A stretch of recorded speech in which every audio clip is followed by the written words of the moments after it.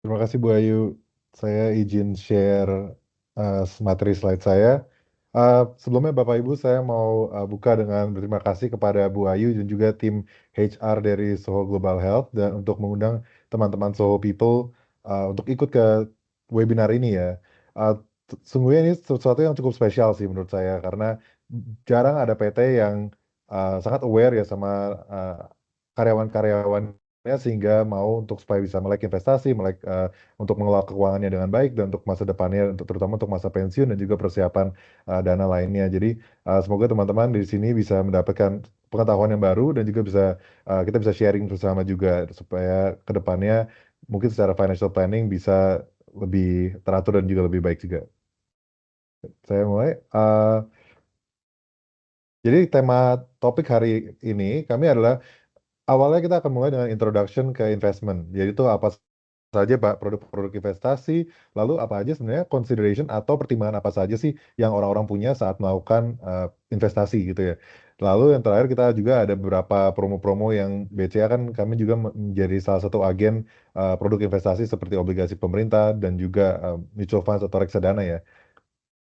Oke, jadi mungkin Bapak Ibu taunya pada saat investasi itu zaman dulu ya, jadi sistemnya yang dimana harus datang ke kantor atau ke cabang untuk melakukan transaksi, dan itu pun harus ketemu dengan manajer investasi untuk buka rekening investasi. Terus juga informasi itu juga cukup sulit zaman dulu ya, jadi mungkin ada beberapa yang harus berbayar subscription, misalnya kayak majalah-majalah seperti Forbes atau Finance, sementara sekarang itu jauh lebih terbuka. Selain itu juga bisnis wealth management itu cenderung terdominasi oleh perusahaan asing. Perusahaan asing ini tentunya juga akan sedikit lebih selektif. Jadi dari sisi uh, kita entry-nya ini akan lebih rendah.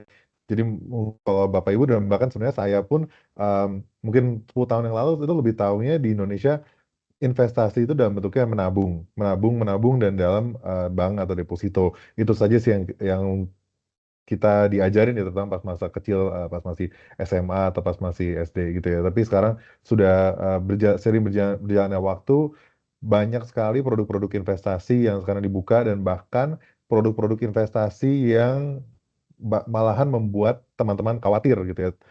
Dan ini di slide berikutnya saya mau highlight beberapa hal ya. Di sini kan kita dulu hanya tahunya adalah tabung di bank. Sekarang kita ada juga produk seperti obligasi, saham, emas, barang mewah, dan juga properti. Nah, tapi juga ada hal-hal yang non konvensional yang bikin membuat khawatir teman-teman. Apakah investasi ini investasi benar? Karena pasti banyak cerita-cerita yang kurang baik ya dari sisi investasi seperti ini. Contohnya adalah seperti NFT, peer-to-peer lending, Ponzi scheme yang sebetulnya ada hal yang ilegal, insurance yang dengan fixed high return, cryptocurrency, dan juga copy trade forex. Uh, Mungkin saya sekilas saja di sini. NFT itu dulu ceritanya adalah digital art yang diberi kode khusus supaya hanya satu aja yang ada di dunia ini sehingga dan tanda kutip seharusnya ada nilai. Nah, di situ dijadikan sesuatu yang trading seperti lukisan-lukisan kayak Mona Lisa dan lukisan dari zaman yang ada terjual di pasar art lukisan gitu ya. Peer-to-peer lending adalah lending yang dari orang ke orang dan sebetulnya ini bukan hal yang buruk juga, ini hal yang oke dan baik juga, tapi cenderung credit worthiness-nya atau kemampuan bayar kreditnya itu juga agak dipertanyakan. Jadi itu sesuatu yang berpotensi resiko tinggi. Lalu ada Ponzi scheme yang sebetulnya ada hal yang ilegal, yaitu kita mengundang orang dan orang itu kita akan dapat fee lah gitu ya intinya dan sebetulnya uh, uang yang kita harapkan adalah bukan dari penjualan tapi dari recruiting orang-orang lain. Lalu salah satu seperti insurance dengan high fixed return itu mungkin selama berapa tahun terakhir ini ada banyak berita-berita yang terkait itu dan juga kripto yang belakangan ini juga naik cukup jauh. Kripto kembali lagi sebenarnya bukan sesuatu yang buruk dan sama juga seperti forex, tapi itu adalah hal yang sangat high risk. Jadi itu sesuatu yang harus hati-hati.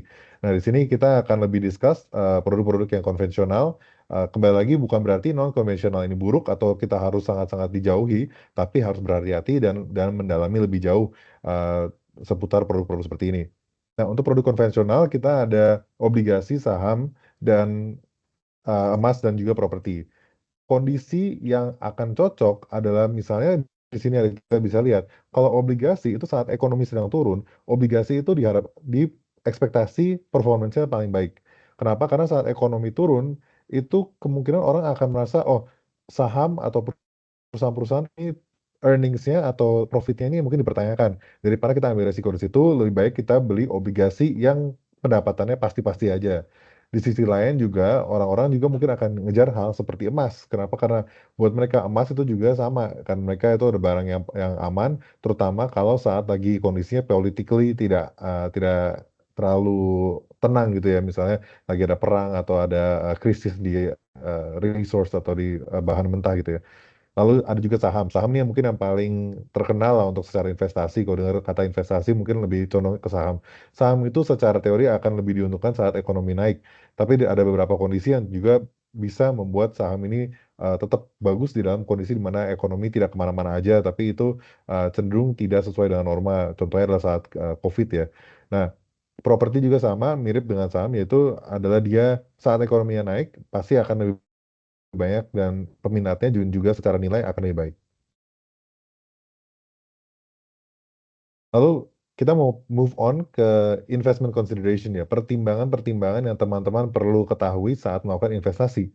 Nah, pertama adalah fase hidup ya, siklus hidup buat semua semua orang sebetulnya. Jadi saat kita mulai itu adalah bachelor, lalu newly married, full nest, empty nest, dan senior. Nah, jika ada yang belum berkeluarga itu sebetulnya mungkin masih akan ada di fase secara kebutuhan keuangan itu akan kurang lebih mirip, tapi ada beberapa expense yang akan berkurang ya. Contohnya adalah kesehatan anak atau pendidikan anak ya, tapi kurang lebih sebetulnya sama aja.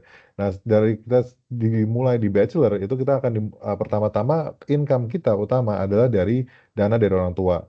Lalu kita akan mulai memiliki penghasilan dan dengan seiring waktu expense kita pun akan mulai keluar. Jadi saat bachelor mungkin satu-satunya hal yang kita perlu keluarin secara keuangan itu adalah gaya hidup dan juga biaya hidup dan kesehatan. Sementara persiapan pensiun banyak yang sebetulnya belum terlalu aware, terutama di awal karir sekitar 25 sampai 27 tahun itu mungkin masih belum terlalu memikirkan pensiun, orang masih 30 tahun kan ya. Jadi uh, cenderung masih belum terlalu dipikirin. Sementara pas nanti sudah married dan juga apalagi kalau udah punya anaknya yang disebut full nest itu sebetulnya satu keluarga itu full. Jadi satu bapak dan ibu dan anak-anaknya semua masih ada di rumah yang sama ya gitu. Empty nest itu anak-anaknya sudah pergi kuliah atau sudah kerja. Nah, saat full nest pasti ada pengeluaran ekstra yaitu di pendidikan anak, kesehatan anak, dan juga hal-hal seperti persiapan untuk warisan. Nah, ini semua akan menjadi pertimbangan teman-teman sini ada di fase hidup yang mana sih, dan itu akan mempengaruhi nantinya bagaimana teman-teman karakteristik untuk berinvestasi. Oke, nah untuk yang goals atau tujuan-tujuan investasi, teman-teman tuh harus mengetahui diri teman-teman sendiri. Jadi so people mungkin introspeksi untuk bagaimana sih cara kita, um, apa yang tujuan kita dalam berinvestasi ini. Apakah kita memiliki tujuan-tujuan yang jangka pendek, misalnya seperti bayar cicilan bulanan, jalan-jalan, atau kita juga punya goals yang jangka menengah, yaitu beli mobil, eh, dengan beli rumah pertama, ataupun yang jangka panjang yaitu seperti biaya kuliah, biaya anak kuliah, atau persiapan pensiun. Dan juga kita harus bisa memprioritaskan tujuan-tujuan tersebut, yaitu pertama adalah needs. Needs itu hal-hal yang harus diprioritaskan. Ya, hal-hal yang harus diprioritaskan ini mungkin saat berinvestasi perlu dipertimbangkan liquidity yang tinggi. Liquidity itu apa? Liquidity adalah pada saat kita mau menjual produk ini, ada nggak sih yang beli, bisa terjual dengan mudah atau tidak. Lalu risk tolerance adalah bagaimana fluktuasi harganya. Apakah kemungkinan dia minusnya gede atau kemungkinan minusnya rendah gitu.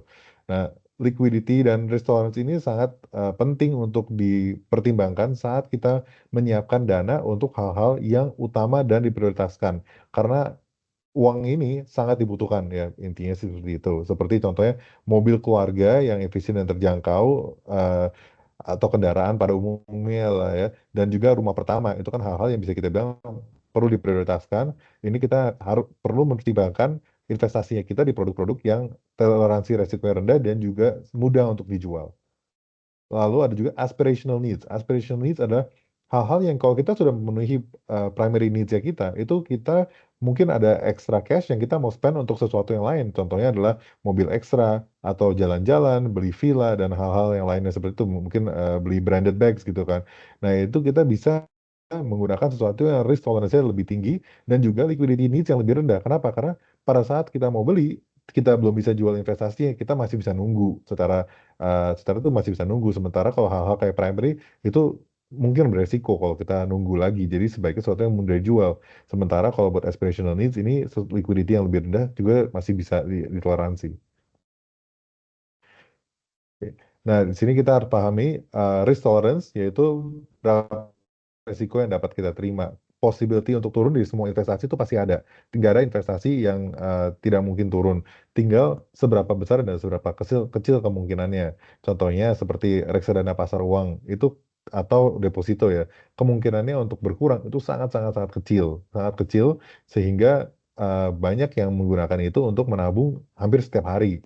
Gitu setiap kali ada gajian bisa dimasukin ke situ. Sementara hal-hal yang seperti obligasi atau saham itu masih ada kemungkinan untuk berkurangnya nilai investasinya itu berkurang yang lebih tinggi dibanding pasar uang atau deposito sehingga harus dengan pertimbangan yang lebih matang.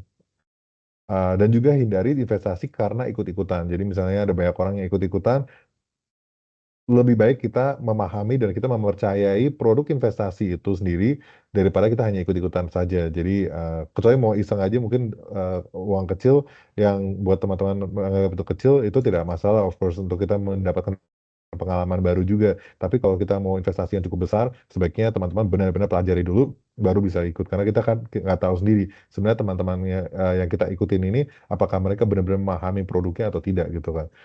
Lalu liquidity needs adalah bagaimana secepat apa produk itu bisa dicairkan seperti yang saya bilang tadi. Kalau investasi ini butuh waktu yang cukup untuk berkembang. Pencairannya ini apakah bisa cepat atau tidak. Lalu time horizon adalah jangka waktu investasi, yaitu semakin panjang cenderung, kemungkinan imbal hasilnya lebih besar juga. Tapi pastinya teman-teman harus siap dengan uang ini adalah yang tidak dipakai selama jangka panjang, seperti contohnya untuk pensiun. Nah, hal-hal seperti ini yang harus teman-teman pertimbangkan saat melakukan investasi. Lalu kita biasa kategori, klien itu dengan 4 profil ini dan, 4 profil ini adalah sangat konservatif, moderat, dan juga agresif. Teman-teman mungkin akan ada merasa, cocok di salah satu kategori ini ya. Jadi untuk sangat konservatif, jangka waktu investasi itu hanya jangka waktu yang pendek, so di bawah 1 tahun. Instrumen yang cocok adalah reksadana pasar uang atau deposito. Konservatif, jangka waktu yang investasi yang relatif pendek, 1 sampai 3 tahun, dan itu cocoknya dengan reksadana pasar uang dan juga obligasi-obligasi yang pendek-pendek seperti obligasi retail atau FR PBS yang tenornya mungkin sekitar 1 tahun 2 tahunan saja. Lalu ada juga jangka waktu investasi menengah 3 sampai 5 tahun itu masih bisa cari FR Indon Indois dengan tenor yang lebih panjang dan juga reksadana pendapatan tetap campuran dan juga saham. Yang terakhir ada agresif. Agresif adalah teman-teman yang mau mencari keuntungan yang paling besar, tapi juga mampu mengambil risiko yang lebih besar juga. Nah, seperti itu lebih cocok FR, obligasi yang tenornya panjang-panjang, dan juga reksadana yang lebih agresif juga tentunya. Nah, untuk kita lihat investment solution yang pertama adalah liquidity. Liquidity itu kita lihat, dan ini mungkin yang paling simple untuk teman-teman masuk juga untuk mulai investasi, yaitu di deposito dan reksadana pasar uang. Nah, kenapa sih reksadana pasar uang? Apa keuntungannya? Keuntungannya, kalau reksadana pasar uang itu dia pertumbuhan nilai asetnya dalam portfolio NAB. Jadi bunganya itu tidak dibayarkan pada hari-hari tertentu. Nah, sehingga kalau misalnya teman-teman beli sekarang dan juga dijual minggu depan, masih bisa dan juga bisa dijual sebagian-sebagian kecil saja. Misalnya sekarang masuk 1 M, mau dijual 200 juta masih bisa, atau 10 juta mau dijual 100 ribu pun bisa. Jadi, tidak perlu dicairin satu, utuh gitu ya. Nah, lalu juga tidak, reksadana pasar uang itu sudah non objek pajak, jadi mmm, bunga yang ada di prospektus atau di fund fact sheet-nya itu sudah final. Yang terakhir adalah likuiditas, reksadana pasar uang itu sangat liquid dan juga bisa dijual kapan saja, prosesnya itu maksimal 7 hari, tapi pada umumnya itu sebenarnya hanya 2 hari saja. Jadi, kebanyakan produk-produk reksadana pasar uang itu dalam 2 hari sudah bisa cair. Lalu untuk penempatan modal awal tuh hanya Rp10.000. Jadi untuk, mungkin uang-uang yang sedikit di atas dari yang kita mau dalam bentuk tabungan saja masih bisa dipertimbangkan untuk ditaruh di reksadana pasar uang. Yang terakhir ada resikonya. Penurunan NAV cukup jarang, bisa dibilang sangat jarang, tapi masih ada kemungkinan karena tergantung dengan kondisi pasar. Sementara kalau buat deposito, itu kemungkinannya adalah bunga depositonya yang turun. Nah, ini ada contoh, yaitu kita bisa lihat di sini ada RDPU, reksadana pasar uang, selama 2 tahun terakhir dan juga deposito. Sebetulnya secara profit atau secara keuntungan, reksadana pasar uang itu mengalami kenaikan yang lebih baik. Sementara deposito itu cenderung lebih flat.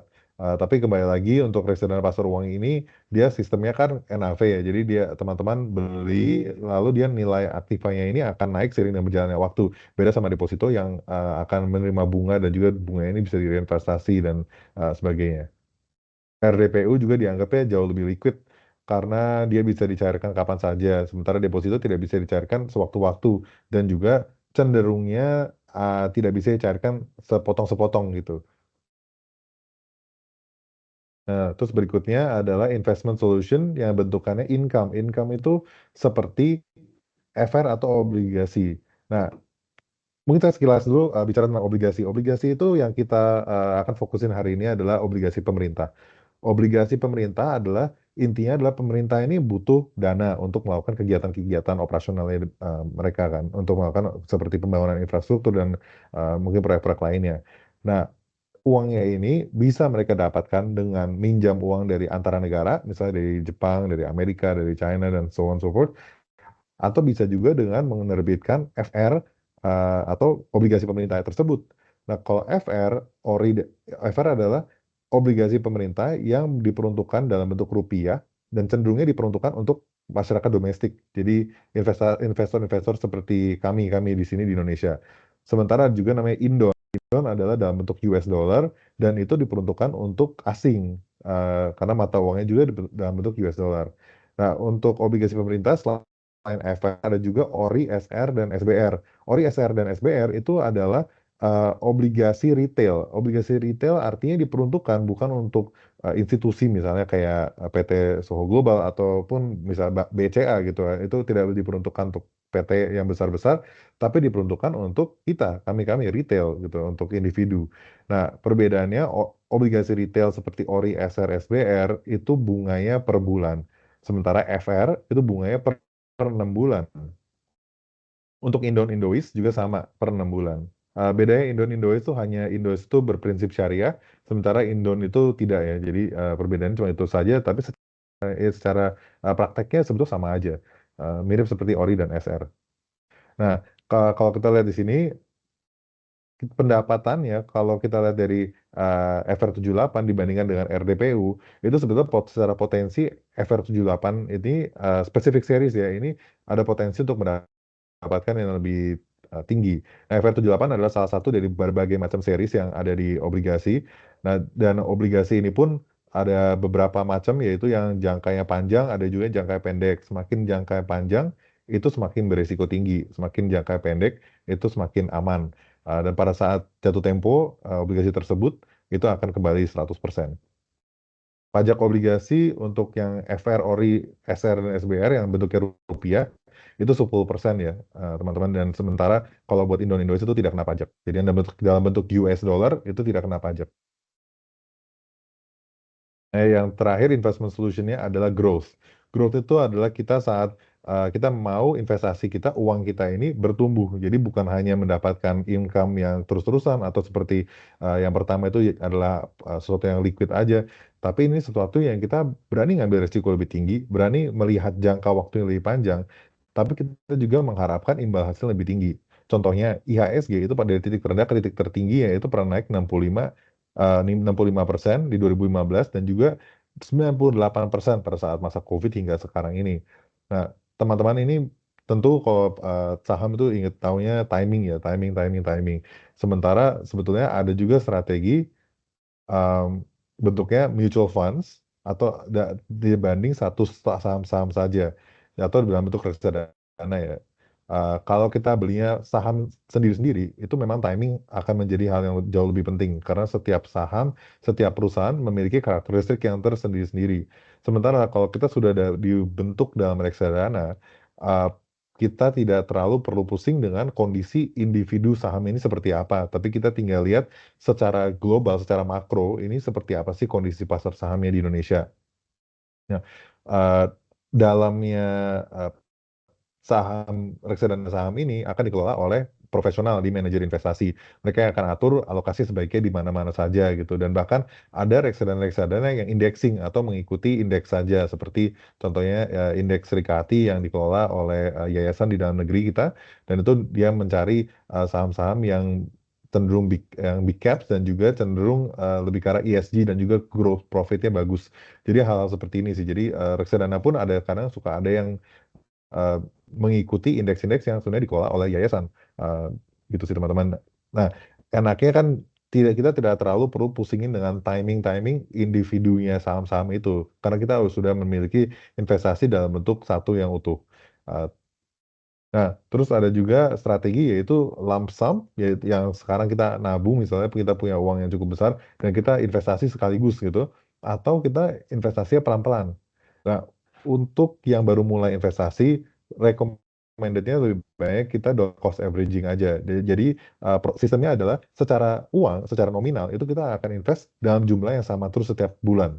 Jadi contohnya adalah 100.000 ya, contohnya di case tadi ini adalah 100.000 tiap bulan. Dan itu mau di harga berapapun NAB-nya, NAB reksadana ini atau harga sahamnya tersebut, itu kita akan terus berinvestasi persis plek 100.000 rupiah. Kenapa? Karena misalnya saat harganya itu tinggi, dengan 100.000 kita hanya akan dapat dikit.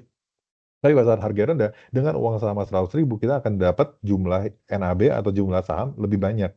Nah, dengan proses pelan-pelan kita nabung 100.000, itu yang terjadi adalah kita ada kemungkinan, kita lihat di dua case tadi ini, dengan uang yang sama bisa mendapatkan imbal hasil lebih tinggi tergantung kondisi.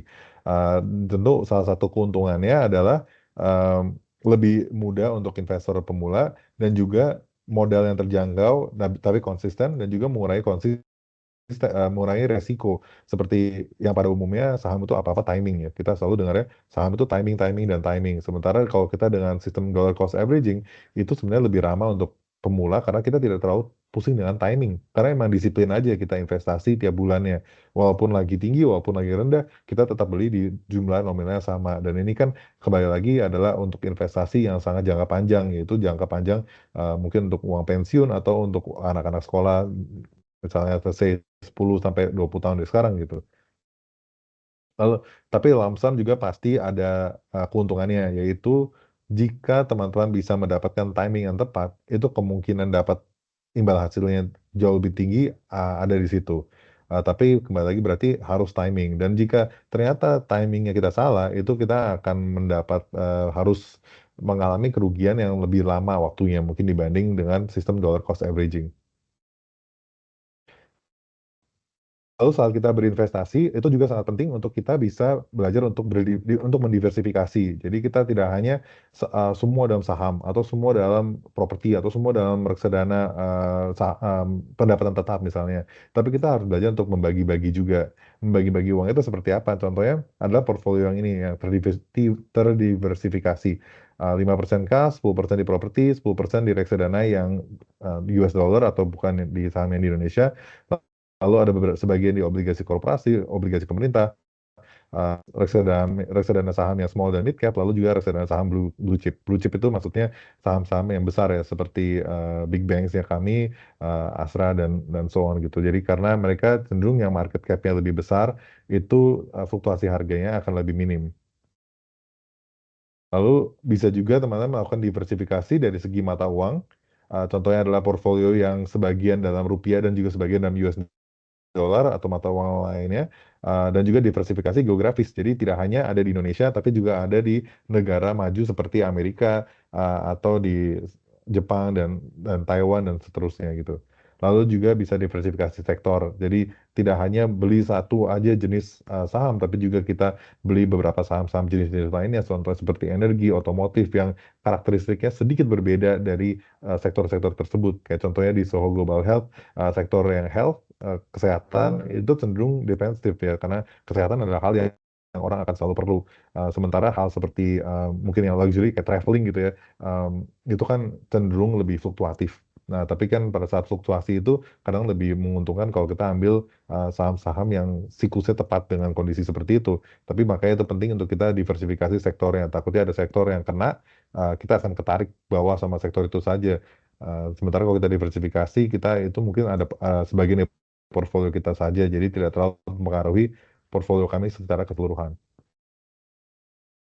Nah, ini untuk menghitung, retirement, pada saat retirement. Jadi nanti di, akhir sesi ini saya akan ada share QR juga untuk teman-teman, eee, bisa daftar untuk konsultasi investment pribadi dan kita akan bantu juga dengan perhitungan-perhitungan seperti ini. Nah, ini untuk melihat kita mungkin harus lebih, melihat secara individu ya, karena setiap orang kebutuhannya berbeda. Tapi saat ini misalnya expense teman-teman adalah 84 juta per tahun. Nah, pada saat nanti teman-teman pensiun, itu perlu, kira-kira dana berapa sih? Nah, itu kita bisa bisa dihitungkan juga dengan cara melakukan, perhitungan dengan retirement calculator tersebut. Dan dari situ kita bisa menarik balik juga, kira-kira berapa sih nilai yang kita perlu investasi setiap bulannya. Nah, dan juga seiring dengan berjalannya waktu, seiring dengan, umurnya kita, mungkin profil resiko kita ini ada baiknya untuk kita lakukan adjustment. Contohnya adalah pada saat kita umur 20-an hingga 40-an, kita masih banyak di saham. Kenapa kita banyak di saham? Karena kita lebih agresif, tanggungannya kita lebih dikit, expense-nya kita pun lebih dikit, jadi kita mengejar sesuatu yang lebih gitu, mengejar, income yang lebih dari sisi equity, dari saham. Saham ini tapi seiring dengan berjalannya waktu, dengan kita punya, mungkin ada keluarga yang bertambah dari anak-anak, ataupun ada biaya-biaya lebih soal seperti cicilan rumah dan juga, tanggungan-tanggungan lainnya, kita mungkin akan mengambil resiko yang lebih rendah dan memfokuskan di bonds. Dan juga nantinya pun pada saat menjelang masa pensiun, kita akan sahamnya akan porsinya lebih dikit dan kita akan perbanyak cash dan juga, bonds-nya kita untuk memperpanjang income-nya kita yang lebih stabil sehingga tidak terlalu terkena fluktuasinya saham. Tapi ini, kembali lagi seiring dengan berjalannya waktu teman-teman tidak perlu saklek kayak intinya, tidak perlu terlalu, "Oh, saya udah terbiasa, misalnya 30% saham, 50% bonds, lalu sisanya di deposito," gitu. Tidak perlu mengikuti itu sampai, pensiun gitu ya, sampai, mengiring dengan waktu, tapi kita juga bisa melakukan adjustment per tahunnya. Untuk tahu seperti apa, kembali lagi kita bisa diskusi secara lebih, individu di sesi konsultasinya tersebut. Nah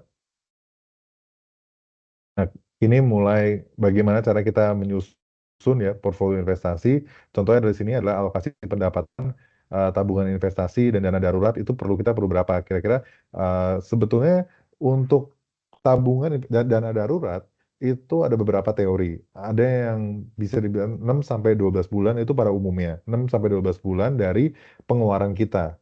Tapi sejak Covid itu, meningkat. Kenapa? Karena sebelumnya kita kan teorinya 6-12 bulan ada mengikuti resesi 6 sampai 12 bulan lalu, ekonomi balik lagi. Jadi uangnya kita standby ini cukup untuk 6 sampai 12 bulan untuk menutup, income kita selama 6 sampai 12 bulan tersebut. Tapi karena Covid itu menjadi 2 tahun, tapi itu kan kembali lagi ke teman-teman seperti apa profilnya.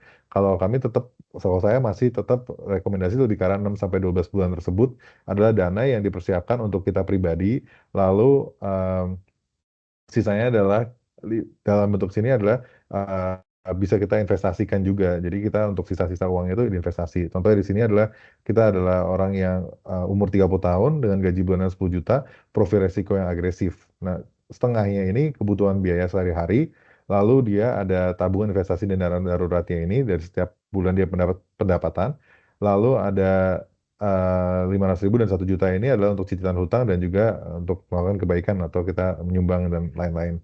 Nah, di sini kita lihat portofolionya dia bisa di bisa dilihat bisa dilihat dia itu lebih fokus di obligasi atau reksadana pendapatan tetap, sementara 60%-nya ini saham. Nah, portfolio seperti ini tidak harus, untuk semua orang. Jadi ini mungkin portfolio yang sangat agresif ya, 60% tuh saham, 30% tuh obligasi. Nah, kalau untuk teman-teman yang mungkin ada tanggungan yang lebih banyak atau, biaya hidup yang lebih besar, bisa diperbanyak di cash-nya tersebut, atau bisa diperbanyak di reksadana pasar uang. Karena hal yang 2 ini adalah yang akan membuka, teman-teman, ruang gerak nanti saat, membutuhkan dana yang jangka pendek atau yang cepat. Karena kadang kan kalau saham lagi misalnya kebetulan lagi turun harganya, kan sayang kalau kita jual jika ada kebutuhan darurat. Oke, sebelum saya lanjut ke promotions, mungkin dari Bu Ayu ada Q&A dulu Bu sebelum kita, takutnya ada yang baru kepikiran sekarang Q&A-nya. Oke, terima kasih Pak Andi untuk pemaparan materinya ya Pak ya. Ini sangat detail ya Pak. Jadi kita banyak belajar nih Pak tentang investasi ya. Oke, sudah ada beberapa pertanyaan Pak yang masuk ke kolom chat Pak. Saya akan bahas satu per satu ya Pak ya. Nah, untuk yang pertama dari Pak Christian Oktoberman, saya mau tanya, kapan waktu yang tepat untuk berinvestasi, Pak Andi? Dengan dasar memang investasinya tanpa ikut tren, ikut-ikutan gitu, Pak. Sekedar ikut-ikutan. Kira-kira kapan, Pak, waktu yang tepat untuk berinvestasi, Pak? Jadi mungkin saya mau klarifikasi aja ya. Waktu yang tepat untuk investasi secara general atau aset-aset tertentu. Karena kalau general itu secepatnya sebetulnya. Sebenarnya zaman dulu itu orang-orang tuh investasi selalu telat. Jadi kita kan juga mungkin secara literasi keuangannya minim dan juga kembali lagi tadi akses ke investasi itu minim banget. Tapi belakangan ini dengan perkembangan zaman sekarang lebih gampang untuk kita mengakses investasi. Nah, kalau untuk aset-aset tertentu, misalnya saham. Saham itu pada saat ini dia lagi di posisi yang rendah. Saham itu, harga saham itu IHSG masih di area terakhir kali di 6.870. Sementara kan bisa sebelumnya sampai 7.400. Nah, itu secara timing sebetulnya lumayan menarik. Nah, rasanya untuk investor-investor, terutama investor asing untuk masuk kembali ke pasar saham Indonesia juga cukup tinggi gitu untuk kemungkinannya itu. Nah, kalau untuk obligasi saat ini saya rasa FR itu sangat menarik karena yieldnya atau imbal hasilnya sekarang tuh di 7%-an untuk yang 10 tahun itu bisa dibilang cukup tinggi. Dan 7% ini juga secara kita kita kalau bandingkan dengan inflasinya kita yang hanya 2,5 sampai 3%, itu kita masih dapat sekitar 4,5 sampai 4%. Jadi itu masih cukup menarik sih untuk kedua aset tersebut. Apakah cukup menjawab Pak Christian? Ya, terima Silakan. kasih Pak. Sudah cukup clear, Pak Christian? Ya, cukup clear. Ya, terima kasih Pak Christian Terima atas kasih. pertanyaannya. Nah, Pak, menyusul dari pertanyaan Pak Christian tadi ya, Pak ya, kalau tadi Pak Andi sampaikan Hmm. itu secepatnya gitu ya, Pak ya, waktu yang tepat untuk berinvestasi adalah secepatnya ya, Pak. Nah, kalau misalnya dalam kondisi seperti saat nilai tukar rupiah sedang melemah nih, Pak ya. Nah, kira-kira apakah investasi yang mana atau yang seperti apa yang cocok dengan kondisi nilai tukar rupiah yang sedang melemah, Pak? Nilai tukar rupiah yang lemah itu cenderung artinya asing akan melihat Indonesia adalah negara yang sedikit rapuh untuk berinvestasi di negara sini. Nah, jadi yang mereka akan hindari, asing akan keluar gitu ya, akan jual, itu adalah saham dan obligasi. Nah, kita bisa lihat sebetulnya seiringan juga belakangan ini dari 15.800-an rupiah kita naik ke 16.400 bahkan kemarin 470-80-an. Yang kedua yang turun cukup jauh adalah obligasi dan juga saham. Nah, saham dan obligasi ini turun cukup jauh sehingga menjadi entry point yang cukup menarik sebetulnya, terutama di obligasi. Cenderung obligasi itu sangat 1 banding 1 ya dengan rupiah. Nah itu menjadi sesuatu yang menarik lah untuk investasi itu. Tapi di sisi lain sebetulnya untuk kita kalau kita kan mungkin banyak yang masih full rupiah, tabungan kita masih full rupiah. Nah untuk mulai diversifikasi di sedikit-sedikit di dolar, terutama di Indon atau reksadana pendapatan tetap yang bentuk US dollar atau obligasi-obligasi yang bentuk US dollar itu bisa mulai bahkan di saat level-level rupiahnya yang tinggi seperti ini pun, karena kembali kita nggak tahu sebenarnya dolar itu akan arahnya kemana. Mungkin 5 tahun yang lalu kita akan bilang 14.000, 15.000 adalah dolar yang sangat tinggi, yang sangat mahal. Tapi sekarang udah menjadi hal yang normal. Bahkan kita sekarang kalau bisa balik 15.000 akan seneng gitu kan. Jadi ya untuk mulai nyicil, untuk seperti tadi ya, dollar cost averaging, pelan-pelan investasi dolar, itu bukan ide yang buruk kok. Itu tetap bisa bilang investasi yang cukup baik. Oke, terima kasih atas jawabannya, Pak Andi. Kita lanjut ke pertanyaan berikutnya dari Pak Victorinus Hantanu. Investasi apa yang paling tepat untuk jangka waktu 10 tahun ke depan, Pak? Misalnya ada satu emas, dua tanah atau properti, tiga deposito berjangka, Pak.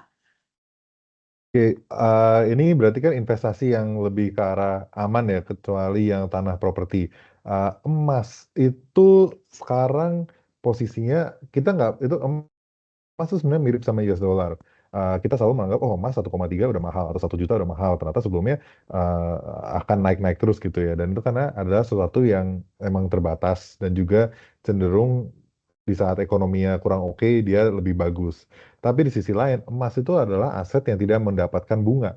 Jadi saat kita berinvestasi di emas kita punya emas di banknya kita sampai di deposito kita apa safety deposit box kita sampai 5 kilo pun itu tidak kemana-mana gitu. Emasnya tidak akan menghasilkan bunga walaupun nilainya tinggi.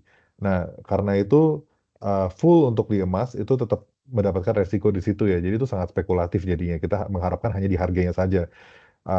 Nah, kalau untuk saat ini juga perlu dipertimbangkan negara-negara besar pun sebetulnya sudah mulai berkurang beli emas. Karena sebelumnya tetap pembeli emas terbesar adalah negara seperti China, Rusia, dan sekarang mulai berkurang karena harganya sangat tinggi. Jadi itu perlu dipertimbangkan juga saat kita berinvestasi bahwa memang demand-nya pun sudah agak mulai melemah. Tapi kembali lagi emas untuk kita collecting itu bukan itu adalah investasi yang cukup baik juga. Tapi secara portfolio kembali lagi ke portfolio kita itu mungkin sebaiknya emas itu jangan terlalu banyak karena itu tidak menghasilkan apa-apa. Itu hanya untuk safety saja. Lalu tanah properti. Terus terang kalau tanah properti itu sedikit di luar skopnya saya karena tanah properti juga sangat-sangat tergantung sama lokalitasnya. Contohnya setahun terakhir, mungkin saya 2 tahun terakhir itu tanah di Jawa Tengah itu nggak kemana-mana harganya, kecuali di kota-kota besar itu nggak gitu kemana-mana harganya. Tapi sementara kalau beli di Bali itu harga bisa 3 kali lipat itu masih memungkinkan selama 2 tahun terakhir ini. Jadi sangat-sangat tergantung dengan kondisi dan lokasi. Tapi kembali lagi untuk tanah itu adalah sesuatu atau properti itu sesuatu yang tidak liquid. Jadi tidak mudah untuk dijual. Sewaktu-waktu jika people mau jual itu ada kemungkinan tidak bisa atau bisa tapi jual rugi. Jadi itu harus sangat dipertimbangkan. Apalagi sekarang bukan zaman-zaman dulu di mana properti ini masih langka dan harga properti bisa naik 2-3 kali lipat dalam sekian tahun. Sekarang cenderung lebih taper ya karena juga secara income pun sudah mulai kejar-kejaran gitu kan. Dulu kan kita ekonomi GDP growth-nya masih 8-10%, sekarang 5%. Itu pasti akan ada pengaruhnya ke properti juga. Jadi dan untuk deposito berjangka juga lebih konservatif ya. Nah, kalau dari 3 pilihan ini, deposito berjangka itu bisa dibilang paling konservatif. Tapi itu yang paling pasti juga. Jadi kembali sebenarnya ini lebih ke arah targetnya kita berinvestasi itu di mana. Apakah kita emang mencari yang aman selama 10 tahun ke depan ini, atau kita mencari yang lebih spekulatif, yang lebih potensi naiknya spekulatif gitu ya. Kalau spekulatif, pasti lebih ke arah properti. Tapi properti pun harus research sangat lokasi yang tepat. Lalu emas. Baru yang terakhir ada deposito berjangka karena deposito berjangka adalah yang lebih safety. Untuk saat ini kondisi ekonomi kita yang sedikit em, masih agak lesu gitu ya, recovery-nya belum full, mungkin lebih baik di deposito berjangka dulu atau di reksadana pasar uang sambil menunggu momen-momen yang tepat. Gitu sih. Mungkin dari Pak Victorinus, apakah cukup menjawab atau ada pertanyaan tambahan? Cukup, Pak. Oke, jadi untuk recap aja ya, sorry. Tadi kan sekarang lebih banyak posisi cash itu ada bukan hal yang buruk juga. Jadi deposito berjangka dan reksadana pasar uang. Tapi kalau mau investasi, saya ada lihat FR, obligasi yang dalam bentuk rupiah itu posisinya cukup menarik yieldnya. Dan saham juga cukup menarik karena harganya lagi cukup rendah. Tapi saham sedikit minim katalis. Untuk properti, itu tetap investasi yang bagus tapi sangat-sangat tergantung lokalitasnya. Jadi perlu pelajari. Tapi perlu diingat juga saat ini ekonomi kita itu masih sedikit lesu. Jadi cukup berhati-hati saat kita investasi properti. Emas kita sebaiknya punya aset emas sebagian karena itu adalah aset yang mudah banget untuk dicairkan pada saat kondisi krisis, tapi tidak mudah untuk dicairkan pada saat kondisi oke. Nah, jadi itu perlu dipertimbangkan. Ya. Ya, terima kasih Pak Andi atas jawabannya. Kita lanjut ke pertanyaan berikutnya Pak dari Ibu Gina Tiurma. Selamat siang Pak, perbedaan FR dan ORI garis miring SBN apa ya Pak? Mekanisme pembayaran kuponnya seperti apa dan pembeliannya bagaimana? Jadi kalau untuk FR itu singkatannya dari fixed rate dan itu peruntukannya sebetulnya untuk semua investor yang mau investasi di obligasi pemerintah dalam bentuk rupiah. Jadi itu bisa PT yang beli, bisa orang asing yang beli, bisa institusi-institusi bisa beli seperti asuransi dan dana pensiun. Sementara untuk ORI dan juga seperti SR itu singkatannya adalah obligasi retail negara dan untuk SR sukuk retail. Itu peruntukannya retail. Jadi untuk Bapak dan Ibu dan buat saya juga, jadi untuk kita individu. Nah, bedanya FR itu dia pembayaran kuponnya 6 bulan sekali, sementara ORI itu 1 bulan sekali. Mekanisme pembeliannya itu sama persis. Jadi kalau misalnya di kami itu ada Welma di MyBCA, itu bisa beli di pasar sekunder untuk FR. Nah, untuk ORI dan SBN itu bisa beli juga di pasar sekunder. Jadi kita bisa beli sama dengan orang lain gitu ya. Jadi nggak harus pas saat penerbitan baru. Tapi kalau bedanya adalah FR kita nggak bisa beli saat dia terbit baru, sementara ORI itu bisa. ORI itu kita bisa beli saat dia penerbitan pertama kali. Kayak contohnya sekarang lagi ada SBR, itu lagi ada produk SBR, nah itu lagi kita bisa beli langsung dari perdananya. Gitu. Nah, saya tadi belum terlalu bicara banyak soal FR ya, tapi FR itu juga ada fluktuasi harga. Jadi FR, ORI itu juga ada fluktuasi harga, tapi fluktuasi harganya ini akan semakin rendah jika FR, ORI atau SR ini mau jatuh tempo. Karena jika bentar lagi jatuh tempo, akan kembali ke 100, harga 100, penjual tidak mau jual murah, dan pembeli tidak mau bayar mahal. Jadi harganya cenderung stabil. Tapi kalau misalnya Ibu Gina ada tertarik di FR yang jangka panjang, misalnya 30 tahun, itu masih ada fluktuasi harga. Fluktuasi harga ini pun bisa menjadi hal bagus, karena berarti harganya bisa naik signifikan. Tapi kalau ORI yang sisa 2 tahun, 3 tahun, itu kemungkinan naik harganya sangat dikit, tapi kemungkinan turun harganya juga sangat dikit. Seperti itu sih. Apakah cukup menjawab, Bu Gina? Ya, halo Pak. Maaf mau menanyakan lagi. Jadi Oke. maksudnya FR itu Bu. tidak bisa dibeli oleh retail masyarakat atau bisa? Bisa, Bu. Tapi Oh, bisa. peruntukannya bukan untuk masyarakat retail, Bu. Jadi bisa Oh, bisa saja, Bu. Dan kadang buat masyarakat retail lebih bagus. Tapi cenderung masuknya, contohnya adalah seperti kuponnya kan setiap 6 bulan sekali, Bu. Jadi orang cenderung agak tidak tertarik ya. Dan kedua, tidak ada namanya pasar perdana buat FR. Pasar perdana kan pada saat pemerintah keluarin baru nih, dia akan jual di harga 100. Nah, itu pakai sistem kuota. Kalau kuotanya misal 10T gitu ya, 10T dibeli, lama-lama habis, itu ya sudah tidak ada lagi. Tapi kalau FR tuh pasar sekunder, Bu. Jadi kita belinya antar orang lain yang sudah punya produk ini sebelumnya. Tapi oke, bisa kok, oke Bu. Pak, paham. Iya, iya. Makasih Pak. Ya, Bu. Dan FR kadang masih bagus kok, Bu, daripada ori. Karena ada situasi gitu. Jadi kita harus lihat imbal hasilnya atau yield. Yieldnya itu kalau misalnya FR lagi tenornya sama, anggapnya 3 tahun, sama-sama 3 tahun, tapi FR yield-nya lagi tinggi, itu bisa menarik juga untuk beli kok. Nggak harus saklek di ori aja karena kita retail gitu ya. FR ada yang kadang yang bagus ya bagus juga. Dan juga ori itu maksimum paling 6 tahun jatuh temponya, sementara FR bisa ada yang 30 tahun.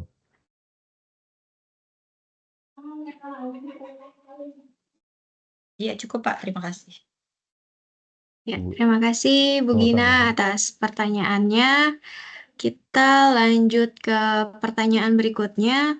Namun jika Bapak Ibu Soul People yang ingin bertanya langsung dengan Pak Andi, boleh langsung raise hand ya Bapak Ibu ya. Pertanyaan berikutnya dari Ibu Magda, Pak. Untuk obligasi sendiri, risiko yang paling riskan itu apa ya, Pak ya? Apakah pertumbuhannya memang kecil tapi terus naik, atau at the end kita tetap untung ya, Pak? Kalau buat obligasi itu, kalau kita hold sampai maturity, itu bisa dibilang kemungkinan besar untung. Karena dia kan akan kembali ke harga 100, dan dia juga tiap tahunnya pun akan dapat kupon terus ya. Kita misalnya 7%, ya tiap tahunnya 7% terus. Eee, jadi pertumbuhannya dibilang kecil-kecil banget, nggak juga sih, sekitar masih dapat 7% pun masih memungkinkan. Dan kalau kita pegang sampai dia jatuh tempo, pada umumnya kita akan untung sih. Itu cukup menjawab nggak ya, Bu? Sorry kalau ada pertanyaan tambahan juga boleh, Bu. Silakan Bu Magda jika ada pertanyaan selanjutnya, Bu.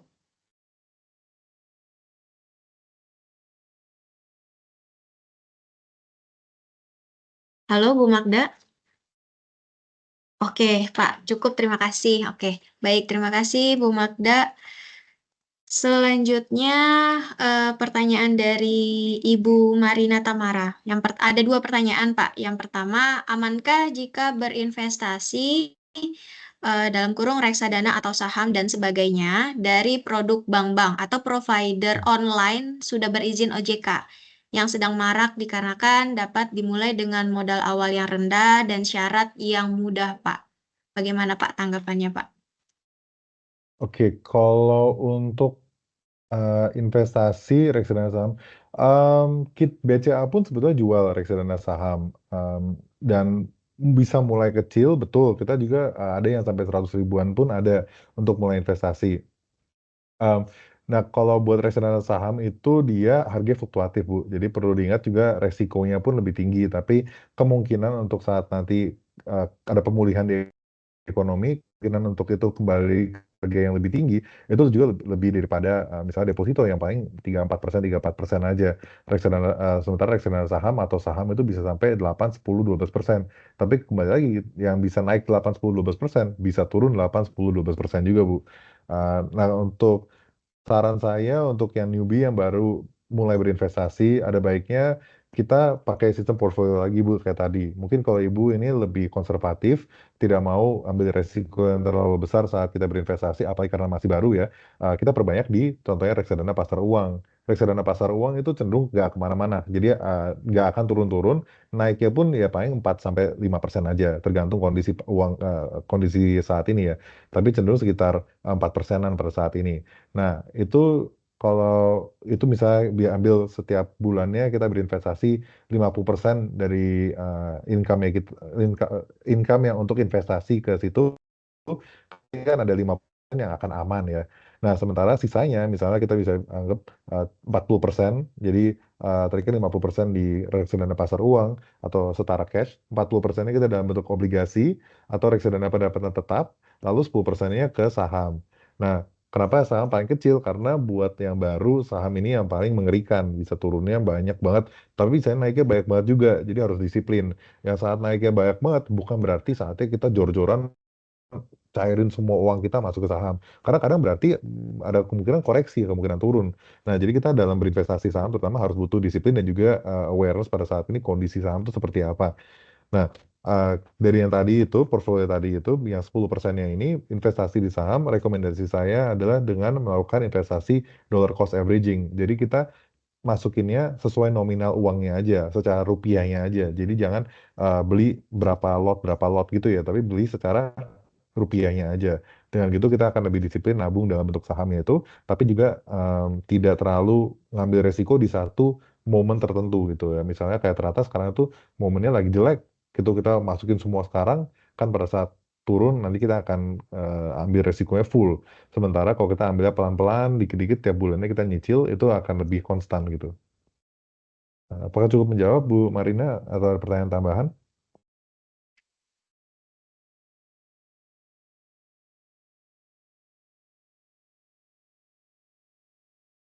Apakah sudah menjawab Bu Marina?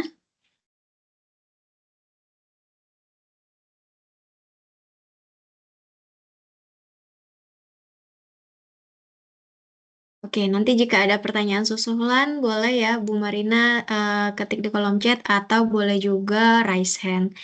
Nah, Pak, menyambung dengan pertanyaan berikutnya nih ya, dengan Ibu Dewita, dengan nilai tukar rupiah tadi ya Pak ya. Nah, kalau misalnya kita memiliki simpanan berupa uang asing gitu Pak, misalnya euro gitu ya. Nah, apakah tepat untuk disimpan dulu, apa diinvestasikan dengan mata uang? Apakah tepat untuk disimpan aja dulu atau diinvestasikan dengan mata uang dolar juga atau bagaimana Pak? Hmm. Jadi kalau sudah ada, Ibu Dewita sudah ada dolar ataupun euro mata uang asing gitu ya, itu sangat sangat, sangat bagus ya karena ternyata sekarang itu momennya memang bagus. Dan berarti sudah cukup diversifikasi juga Bu Dewita. Nah, kalau ada uang terutama dalam bentuk US dollar, saya sih rekomendasi masukin ke Indois atau reksadana pendapatan tetap yang bentuknya US dollar. Kenapa? Karena Indois itu banyak kok seri-seri yang jatuh temponya tahun depan atau 2 tahun dari sekarang. Jadi dalam tahun depan itu akan kembali full 100% dan dapat kuponnya juga yang masih sekitar 4 sampai 5%. Itu daripada nganggur ya gitu ya. Itu masih saya tetap sangat rekomend sih ke arah situ. Bisa juga nanti saya akan cover juga setelah ini di produk promosionalnya itu bagaimana cara belinya di BCA. Tapi itu memang sesuatu yang emang sudah cukup common kok Indois itu. Jadi bukan suatu yang BCA aja atau apa, tapi itu emang produk pemerintah yang dijual melalui banyak agen-agen rekanannya pemerintah seperti BCA. Apakah cukup menjawab, Bu Dewi? Ya udah nih, gua tarik aja nih. Ini kayaknya Ya, kalau sudah nanti mungkin bakal dijelasin di promotion next-nya ya. Yuk, Ya, thank you, Pak. ya, makasih sama-sama Bu. Ya, terima kasih Bu Dewita. Oke, tadi Bu Dian Ekawati open mic, apakah ingin bertanya Bu Dian?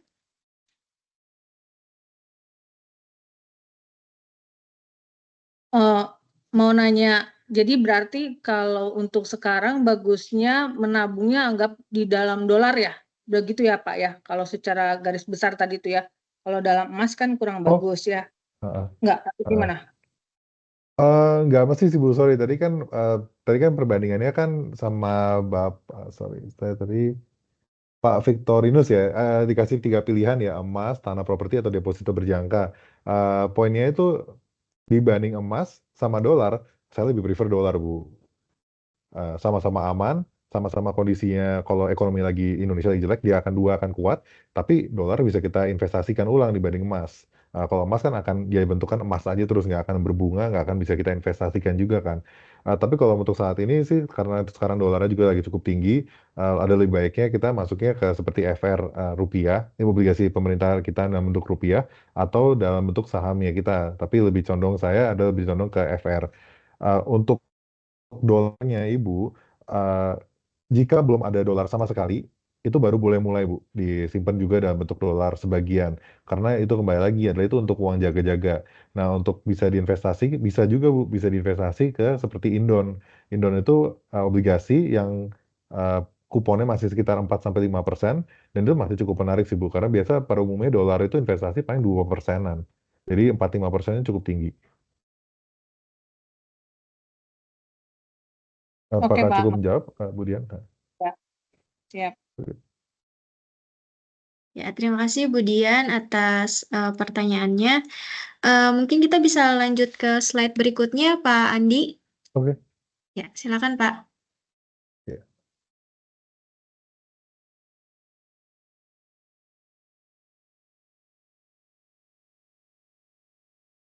Oke, jadi untuk saat ini khusus buat teman-teman Soho People itu kita ada cashback 20% hingga 20.000 untuk investasi di fitur Welma yang reksadana non pasar uang ya. Jadi reksadana pendapatan tetap dan juga reksadana saham itu akan mendapatkan cashback 20% dan minimum investasinya 100.000 111. Jadi ini pakai kode 111 ini. Tapi nanti bisa dijelaskan lebih lanjut juga sama teman-teman cabang jika dari teman-teman ada Soho ada yang berkenan bisa kita connect juga ke teman-teman cabang untuk bantu saat bukan rekening ya. Bukan rekening investasinya. Lalu kita juga masih ada promo cashback hingga 200.000 jika investasi berkala di Welma. Itu kita bisa juga di sini. Nanti kan kami share juga slide-nya. Ini ada di website kami untuk promo-promo seperti ini ya. Minimum transaksinya per bulan adalah 500.000. Ini dia lebih ke arah investasinya berkala sih. Jadi tiap bulan tuh kita invest 500.000 hingga 1 tahun.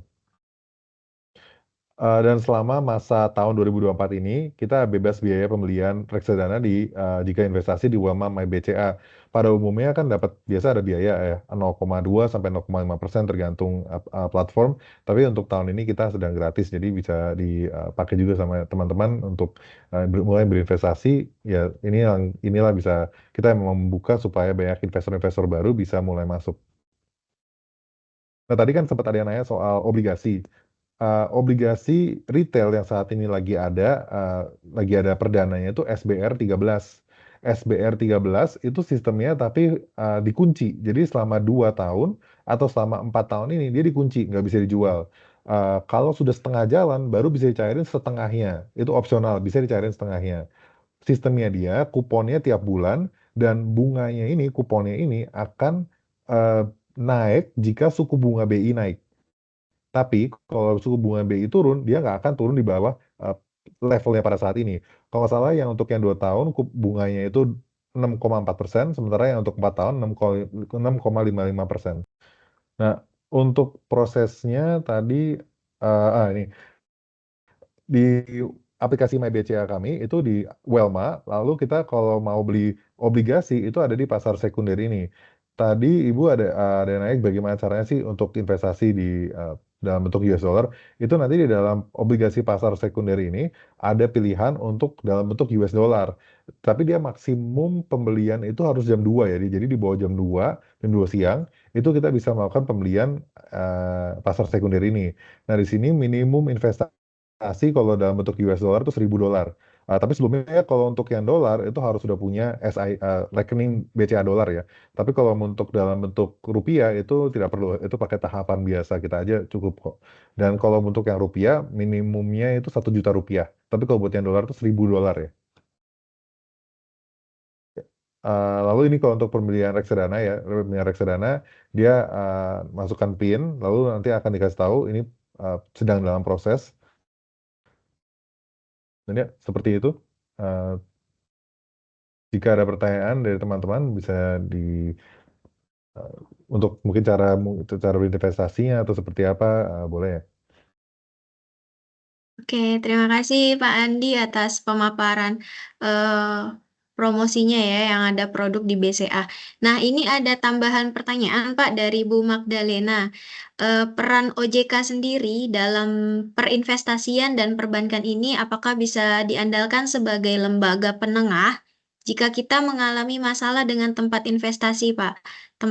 Apakah bisa diedukasi tata cara pengaduan atau pelaporannya seperti apa, Pak? Oke, jadi OJK itu kita banyak yang investasi jika misalnya investasi di kami itu sebenarnya semua akan dilaporkan atau melalui OJK ini. Apakah itu OJK atau badan-badan yang di bawah OJK seperti custodiannya mereka. Nah,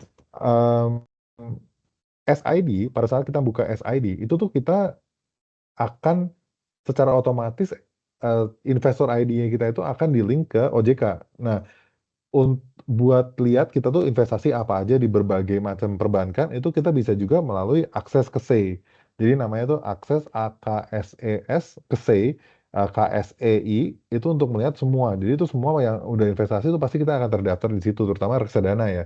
Kalau obligasi itu masih cenderungnya tergantung bank. Per perbankan itu ada apa ya, pendaftaran sendiri. Tapi kalau buat reksadana itu akan di-pooling semua dalam satu akses yang di OJK itu.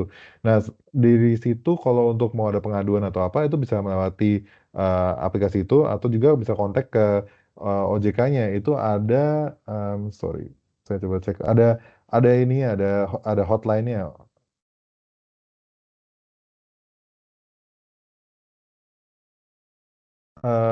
Nah ini kalau sorry, saya lihat ini OJK ini kontak OJK itu 157, jadi itu call centernya dan kalau secara berapa bisa diandalkannya, saya rasa cukup baik sih. Jadi dari sisi mereka pun untuk banyak investasi itu banyak yang mereka jadi penengah juga, terutama kalau buat produk-produk yang seperti asuransi gitu ya. Tapi kalau atau bukan asuransi lebih ke arah yang tadi kan kita kan sempat cover di awal ya asuransi-asuransi yang menjanjikan return yang sangat tinggi padahal mungkin akhirnya tidak terjadi ya seperti yang mungkin nongol di berita berapa bulan terakhir itu berapa tahun lalu itu dan juga hal-hal seperti investasi di corporate bonds atau di obligasi perusahaan yang akhirnya gagal bayar itu banyak yang bisa melalui OJK itu banyak yang dituntaskan.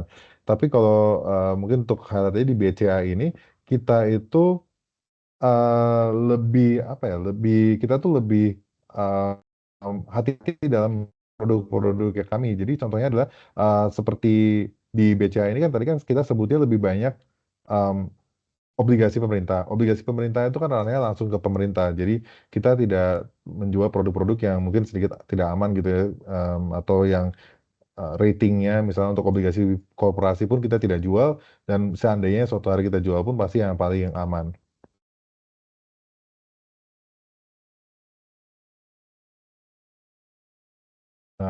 Apakah cukup menjawab Bu Magda, Bu Magdalena? Produk-produknya terpercaya ya Pak ya? Pertanyaan dari Bu Mm-mm. Magdalena selanjutnya Pak. Iya Bu, kita tuh lebih aman dan sahamnya kita pun semua saham-sahamnya yang uh, market cap-nya besar. Jadi bukan saham-saham gorengan atau apa gitu ya, tapi yang market cap-nya besar-besar. Jadi hanya saham-saham yang cukup liquid ya. Jadi di pasar pun banyak yang diperjual ya, pertanggungjawabnya lebih jelas. Oke, Pak, cukup sekali. Terima kasih. Terima kasih Bu Magda atas konfirmasinya. Oke, Pak, ini ada tambahan pertanyaan dari Pak Christian, Pak. Kalau investasi itu bukannya ranahnya ke Bapepti ya, Pak? Atau bagaimana, Pak? Bapepti itu untuk clearingnya. Jadi betul ranahnya memang, oh, iya betul ranahnya memang ke arah situ sih Pak. Tapi itu untuk clearingnya terutama tapi kalau untuk regulasinya, setahu saya masih lewat OJK sih Pak. Jadi makanya kalau kita ada investasi kan selalu ada di bawahnya biasa ada tulisan terregulasi oleh OJK atau terdaftar di OJK seperti itu ya. Oke. Ini pertanyaan dari Ibu Felicia terkait dengan pembelian atau promosi yang tadi disampaikan sama Pak Andi. Nanti jika Ibu ada pertanyaan lebih lanjut, boleh nanti scan barcode tadi ya Pak ya? Iya. Ya, dan tadi Bu Felicia juga Pak Andi sudah mencantumkan barcode-nya jika Ibu ingin mendapatkan ingin mendaftar untuk validasi transaksinya bisa melalui Google Form pada link yang tertera. Nanti slide-nya akan kami share Bu Felicia, nanti dapat di-scan dari slide-nya ya. Nah, Pak, seperti melanjutkan tadi nih Pak, pertanyaan dari Bu Magda ya Pak ya. Saat ini kan juga marak ya Pak investasi-investasi yang tidak resmi ya Pak ya. Atau misalnya kalau disebutnya investasi bodong gitu ya Pak ya. Nah, itu kan tawarannya sangat menggiurkan gitu ya Pak ya, dengan keuntungan sekian gitu ya Pak, sehingga membuat masyarakat itu tertarik gitu Pak. Nah, ada tips nggak sih dari Pak Andi nih bagaimana caranya kita berinvestasinya itu di tempat yang tepat dan tidak terjebak sama investasi yang tidak resmi Pak? Jadi kita pertama, thank you Bu Ayu untuk pertanyaan itu pertanyaan bagus banget. Kita banyak banget lah isu dengan itu, terutama di investasi Indonesia gitu ya kan kita banyak yang dulu yang susah untuk mengakses, sekarang terlalu mudah malah jadi banyak yang takut. Uh, Pertama adalah kita harus agen penjual itu siapa. Jadi yang megang itu siapa. Saya rasa jika itu institusi yang cukup besar yang punya banyak pertanggungjawaban itu mereka akan lebih takut untuk menjual produk-produk yang meragukan gitu ya. Jadi uh, ini termasuk semua big banks, bank-bank yang ternama di Indonesia dan juga MI manajer investasi yang ternama juga. Karena mereka jadi mereka takut lah untuk intinya untuk melakukan hal-hal yang aneh-aneh gitu. Kedua adalah pelajari juga dalamnya investasi kita tuh sebenarnya apa sih gitu kan. Jadi benar-benar pelajarin, apalagi kalau sesuatu yang menjanjikan return yang tinggi, itu sebenarnya di dalamnya produk ini tuh apa sih? Apa yang mereka jadikan investasi? Misalnya kalau ternyata ini adalah, oh ini tuh kita mau modali usaha peternakan gitu misalnya. Ya kan kita tahu peternakan ini ada banyak resikonya. Kita berani nggak menanggung resiko si petani ini? Kan intinya kan seperti itu. Jadi hal-hal yang seperti itu yang perlu kita pelajari dan kita mendalami sih saat kita berinvestasi. Tapi yang pasti kalau returnnya sangat tinggi dan dijanjikan return tinggi dan dijamin return tinggi, itu Bapak Ibu perlu sangat perlu diperhatikan dan sangat perlu hati-hati karena kalau return tinggi dan pasti itu sangat-sangat jarang ya ada hal seperti itu. Jadi itu harus lebih diperhatikan juga dalamnya itu apa dan kita benar-benar nyaman atau enggak sih dengan investasi di ini.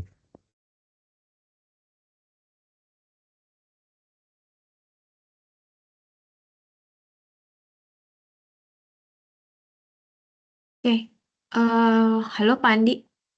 Halo Bu. Ya, ya. Nah, tapi kita bisa ngecek nggak sih, Pak, misalnya ada sistem yang kita bisa ngecek apakah investasi ini resmi di bawah pengawasan OJK, maksudnya ininya ya, Pak ya, penyelenggara investasinya ini gitu, Pak. Kita bisa ngecek kah apakah dia bawah pengawasan OJK atau tidak gitu, Pak? Terus terang saya kurang tahu sih Bu, kalau bisa ada database-nya gitu ya, saya kurang tahu Bu. Karena kalau buat saya sendiri biasanya saya lihatnya kalau ini ada dari agen-agen penjual itu adalah bank-bank ternama atau dari perusahaan-perusahaan institusi yang ternama, itu cenderung yang lebih saya condongnya lebih kayak merasa lebih aman. Kalau yang tidak ternama, saya biasa tunggu sih Bu. Jadi saya nggak langsung juga, jadi terus terang saya kurang tahu kalau ada database-nya. Tapi saya rasa mungkin ada sih. Karena semua yang itu kan ada tulisan terdaftar di OJK. Jadi kalau kita cari pasti ada sih ada daftarnya juga. Karena kan kalau bisa terdaftar berarti harusnya ada daftarnya kan. Ya, jadi sebaiknya kita berinvestasi di tempat yang resmi ya Pak ya, supaya lebih aman, tidak menimbulkan risiko-risiko yang merugikan diri kita sendiri gitu ya Pak. Iya Bu. Nah, Bapak Ibu Soho People, oke, pertanyaan di kolom chat sudah kita bahas semua Pak Andi. Selanjutnya mungkin sebelum saya tutup webinarnya, mungkin ada closing statement dari Pak Andi untuk para Soho People agar kami bisa selalu mengelola keuangan secara baik, Pak. Silakan Pak Andi. Oke, terima kasih Ibu Ayu, terima kasih Soho People, teman-teman dari Soho Global Health. Ini semoga dari webinar hari ini bisa menjadi sesuatu yang bisa belajar dengan pelajaran yang baik lah intinya untuk teman-teman. Dan perlu diingat, kita investasi itu tidak ada yang namanya peraturan ya. Jadi tidak ada yang namanya harus seperti apa, portfolio harus seperti apa, itu tidak ada. Kita sesuaikan sama target dan juga goals masing-masing. Nah, dan juga kita harus tahu apakah kita tuh berani mengambil resikonya itu sejauh apa. Karena resiko ini berasal dari kebutuhan kami. Jadi kalau kita ada kebutuhan tanggungan dan tanggung jawab yang besar, resiko pun harus dikecilin. Tapi kalau tanggungan kita minim, resiko boleh diperbesar. Dan itu juga pada saat kita melakukan investasi di produk-produk yang mungkin kita tidak terlalu yakin, itu kembali lagi, kita mau berani ngambil resiko sebesar apa. Tidak ada namanya pasti, tapi saat kita berinvestasi, ini kita akan melakukan hal yang educated decision gitu. Jadi kita mendalami, kita pelajari, lalu baru kita mulai membuat keputusan. Dan yang terakhir untuk mulai investasi secepatnya pasti. Jadi kalau ada teman-teman mungkin masih ragu kapan mulai investasi, dan ini terlepas dari jualan ya, tapi dari promosi dan lain-lain, itu investasi harus dimulai dari sejak sedini mungkin. Jadi uang ini akan terus tergerus ya, karena kita namanya juga inflasi dan juga kan harga bahan-bahan pun akan terus meningkat, dan pensiun pun kita harus bisa menjaminkan untuk diri kita sendiri ya. Dan kita hanya bisa melakukan tersebut dengan bertanggung jawab pada diri kita sendiri dan melakukan investasi sejak dini hari. Seperti itu sih. Jadi semoga ini bermanfaat bagi teman-teman. Jika ada pertanyaan follow up, bisa scan QR yang tadi untuk konsultasi, dan ya semoga berguna bagi teman-teman. Ya, terima kasih Pak Andi. Saya ingin mengucapkan terima kasih kepada Pak Andi atas pemaparan materinya nih, yang tentunya jadi nambah knowledge kami semua, serta saya juga ingin berterima kasih kepada Bank Sentral Asia TBK, Pak Joshua, dan tim atas penyelenggaraan Financial Talk hari ini. Semoga pemaparan yang sudah dijabarkan oleh Pak Andi itu membuat kita dapat merencanakan pengelolaan keuangan dengan cerdas, sehingga dapat mencapai tujuan finansial yang diinginkan.